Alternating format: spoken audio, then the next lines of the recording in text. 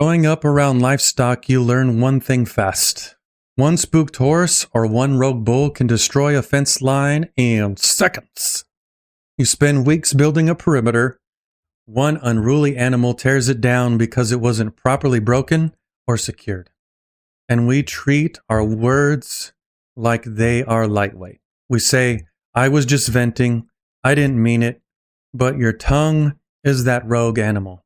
It breaks the fences of your marriage. It tramples the corpse of your witness at work. You think that you have a communication problem. You actually have a containment problem.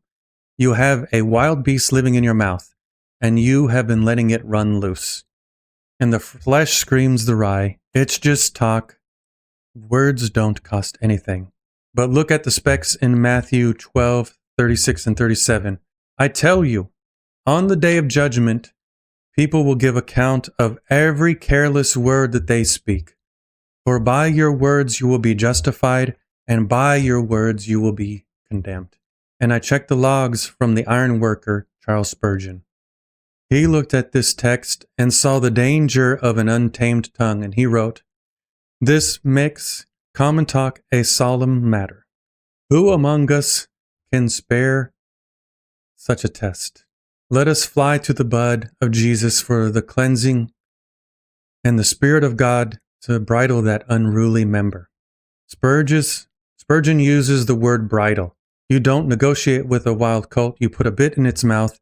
Instead of trying to filter your words after leaving your throat, you need to let the power of God put a bridle on the source, your heart.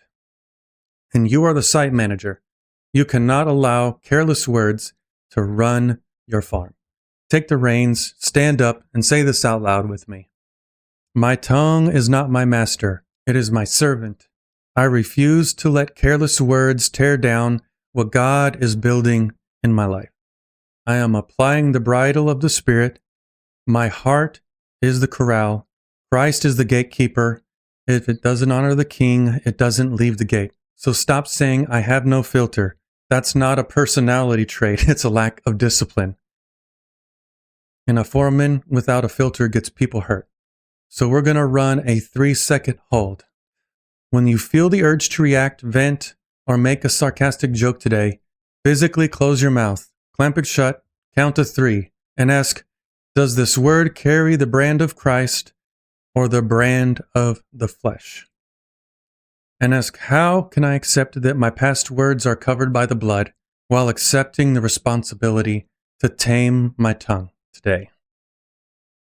You can let that wild colt run and destroy your fence, or you can bridle it and put it to work. I'm choosing the bridle. This is the way.